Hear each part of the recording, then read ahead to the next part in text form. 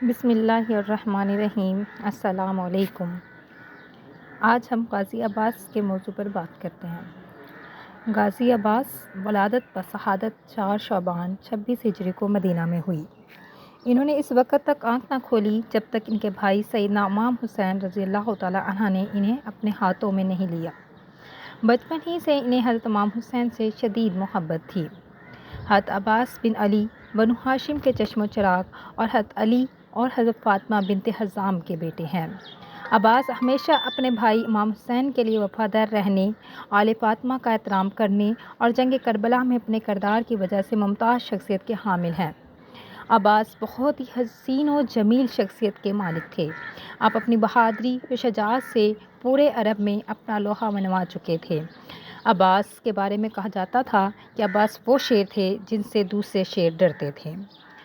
آپ کو ابو الفضل، ابو القریہ، ابو القاسم، قمر بن ہاشم، سکا، علمدار، عبد الصالح، المواسی، باب الحوائج اور پاسدار پاسبان حرم بھی کہا جاتا ہے۔ خاندان جو قمروں کا خاندان ہو، جس کا ہر فرد قمر ہو، ان قمروں کا قمر عباس کہلاتا ہے۔ بنو ہاشم کا قمر، اللہ تعالیٰ نے حضرت عباس کو بڑی فضیلت عطا کی۔ آپ کا لقب باب الحوائج اور امام حسین انہیں باب الحسین بھی کہتے تھے۔ امام حسین کہا کرتے تھے، جس نے حسین تک پہنچنا ہے وہ عباس کے پاس سے ہو کر آئے۔ کیا یہ فضیلت کم ہے کہ بی بی زینب اپنے بھائی عباس کے بغیر ایک دن بھی نہ گزارتی؟ امام حسین حضرت عباس کو نہ دیکھیں تو ان کا دن مکمل نہیں ہوتا تھا۔ حضرت عباس کا امتحان بہت عظیم ہے۔ اللہ کسی کو عظمت عطا کرتا ہے تو اس کا امتحان بھی سخت لیتا ہے۔ سب سے زیادہ مصیبتوں کا سامنا حضرت عباس نے کیا۔ 36 سال تک کربلا کے منتظر رہے اور کربلا میں آپ کو تلوار چلانے نہ دی۔ کربلا میں لڑنے اور یزیدیوں کو برباد کرنے کی شدید خواہش کے باوجود امام حسن کے تابع رہے، امام حسین کے تابع رہے اور حضرت عباس کو اسی وجہ سے باب الحوائج کہا جاتا ہے۔ امام حسین نے مکہ چھوڑتے وقت حضرت عباس سے پوچھا، ہم مکہ کیوں چھوڑ رہے ہیں؟ اس پر خطبہ ارشاد فرمائیں۔ حضرت عباس نے کہا کہ کہاں کھڑے ہو کر خطبہ دوں؟ تو امام حسین نے کہا، خانہ کعبہ کی چھت پر۔ خانہ کعبہ کی چھت پر عباس ایسے دکھائی دے رہے تھے جیسے ہمارے گھروں کی چھت پر علم لگتا ہے تو چھت کی عظمت بڑھ جاتی ہے۔ آپ نے خطبہ ارشاد فرمایا، خدا کو میرے مولا حسین کے والد گرامی کے قدم سے شرف بخشا، جو کل تک پتھروں سے بنا ایک کمرہ تھا، ان کے ظہور سے قبلہ ہو گیا۔ اے بدترین کافروں اور فاجروں، تم اس بیت اللہ کا رستہ نیک اور پاک لوگوں کے امام کے لیے روکتے ہو، جو کہ اللہ کی تمام مخلوق سے اس کا زیادہ حقدار ہے، جو اس کے سب سے زیادہ قریب ہے۔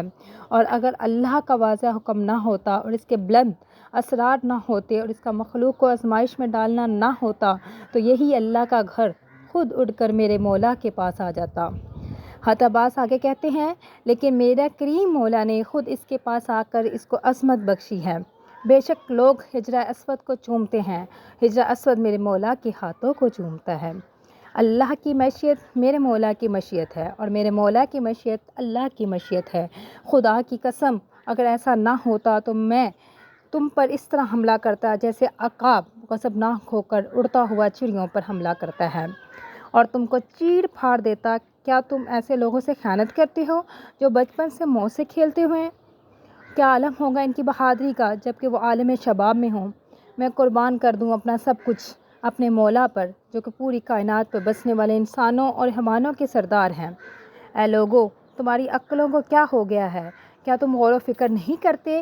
ایک طرف شراب پینے والے، دوسری طرف حوض و کوثر کے مالک ہیں۔ ایک طرف وہ ہیں جن کا گھر لہو لب اور سارے جہاں کی نجاستوں کی آماج گاہ ہے، دوسری طرف پاکیزگی کی جہاں اور آیات قرآنیہ ہیں، اور وہ گھر جس میں وحی اور قرآن ہے۔ تم اس غلطی میں پڑ گئے ہو جس میں قریش پڑے تھے، کیونکہ انہوں نے رسول اللہ صلی اللہ علیہ وسلم کو قتل کرنے کا ارادہ کیا تھا اور تم اپنے نبی کے نواسے کو قتل کرنے کا ارادہ کر رہے ہو۔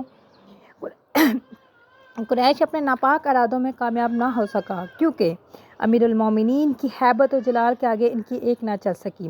اور کیسے ممکن ہوگا کہ تمہارے لیے ابا عبداللہ الحسین کا قتل جبکہ اسی علی کا بیٹا رسول کے بیٹے کی حفاظت میں مامور ہے؟ اگر ہمت ہے تو آؤ میں تم کو اس کا رستہ بتاتا ہوں، میرے قتل کی کوشش کرو، میری گردن اڑاؤ تاکہ تم اپنی مراد پا سکو۔ اللہ تمہارے مقصد کو کبھی پورا نہ کرے اور تمہارے آبائے اولاد کو تباہ و برباد کر دے، لعنت کرے تم پر اور تمہارے آباء و اجداد پر۔